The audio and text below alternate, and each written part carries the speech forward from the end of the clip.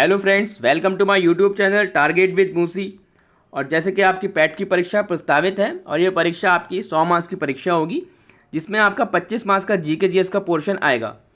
और हमारे channel target with Musi पर जो है लगातार जीके जीएस की सीरीज़ चल रही है, जिसमें हमने इससे पहले बहुत महत्वपूर्ण history, geography, economics, political science से संबंधित बहुत महत्वपूर्ण क्वेश्चंस करे हैं और उनको समझा है। तो जिसका लिंक मैंने डिस्क्रिप्शन में दे रखा है, आप जाकर वीडियो को ज़रूर देखिएगा। ठीक है, तो आज का जो हमारा टॉपिक है वो हमने इकोनॉमिक्स से लिया है। वन लाइनर क्वेश्चंस करते हैं हम। और देखिए, हमारी जो कक्षा होती है 5 मिनट की कक्षा के नाम से सुपरफास्ट सीरीज चल रही है, तो आप इसको ज़रूर देखा करें।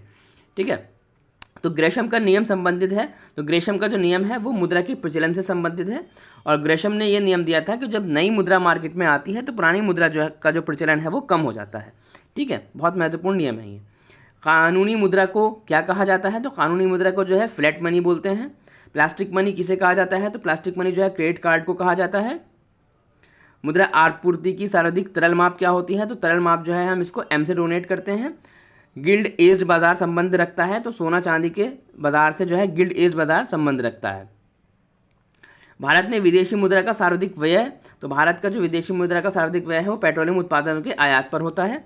भारत को सर्वाधिक विदेशी मुद्रा प्राप्त होती है तो वो रत्न और आभूषण के द्वारा प्राप्त होती है।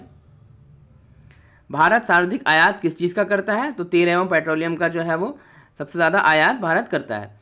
विश्व में मुद्रा की मैट्रिक प्रणाली सर्वप्रथम अपनाई गई थी, तो ये अपनाई गई थी 1790 में और फ्रांस के द्वारा ये अपनाई गई थी।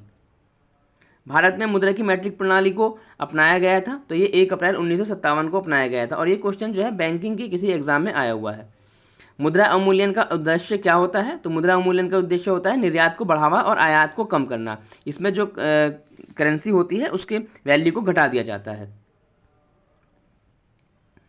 निर्यातकों एवं आयातकों को वित्तीय सहायता प्रदान करता है, तो वो करता है निर्यात आयात बैंक यानी एग्जिम बैंक जिसको हम बोलते हैं। निर्यात आयात बैंक यानी एग्जिम बैंक की स्थापना कब हुई थी? तो इसकी स्थापना हुई थी 1 जनवरी 1982। एग्जिम बैंक का जो फुल फॉर्म है एक्सपोर्ट इम्पोर्ट बैंक। दीर्घकालीन वित्त उपलब्ध कराने वाली संस्था, तो दीर्घकालीन वित्त उपलब्ध कराती है यूटीआई, एलआईसी और जीआईसी।